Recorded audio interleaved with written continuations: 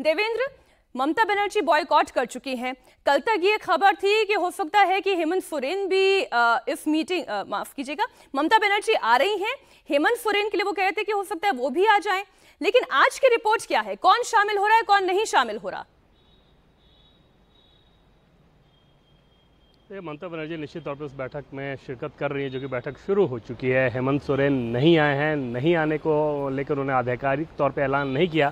ममता बनर्जी के हवाले से पहले कहा गया था कि हेमंत सोरेन भी आएंगे, लेकिन वो नहीं आ रहे हैं। दिलचस्प ये है कि जब नीति आयोग की पहली बैठक हुई थी 2015 में, उस समय ममता बनर्जी इस बैठक में नहीं आई थी, लेकिन और उसके बाद फिर दूसरी बैठक में भी नहीं आए।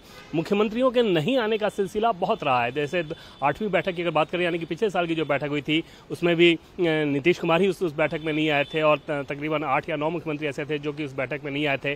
तो जब से नीति आयोग बना है तब से बैठकों में नहीं आने का सिलसिला जारी है। दिलचस्प ये था कि इस बार ममता बनर्जी आ रही हैं और वो ये कह रही हैं कि पश्चिम बंगाल के साथ भेदभाव हो रहा है और योजना आयोग को वापस लाने की बात वो कर रही है। इसमें ये जानना बड़ा इंटरेस्टिंग होगा कि योजना आयोग जब योजनाएं बनाता था तो वो योजनाएं केंद्र सरकार के स्तर पर बनाई जाती थी और वो सभी राज्यों पर एक समान तरीके से लागू होता था, जबकि नीति आयोग में केंद्र और राज्य दोनों की भूमिका रहती है। अब ऐसे में देखें तो योजना आयोग जो योजना बनाता था वो सभी राज्यों पर एक समान लागू होना, ये कितनी विचित्र स्थिति है कि उत्तर प्रदेश की जो स्थिति है क्या जम्मू कश्मीर की वही रहेगी, केरल की जो स्थिति है क्या बिहार पे भी वही योजना लागू होगी, पश्चिम बंगाल की जो स्थिति है क्या महाराष्ट्र के लिए भी वही रहेगा।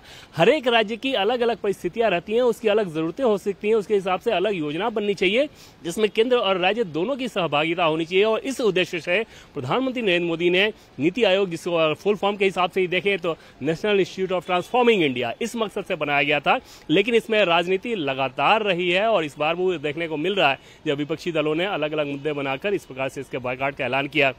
पीएम मोदी इस बैठक के मार्फत ये चाह रहे हैं कि 2047 का जो विकसित भारत का रोड मैप है उस पर भी चर्चा हो। 8 प्रमुख मुद्दे इसमें रहेंगे, जिसमें 2 चीजें बहुत दिलचस्प है। एक तो ये कि आर्टिफिशियल इंटेलिजेंस का इस्तेमाल सरकारी योजनाओं में कैसे किया जाना चाहिए, उससे क्या समस्याएं हैं।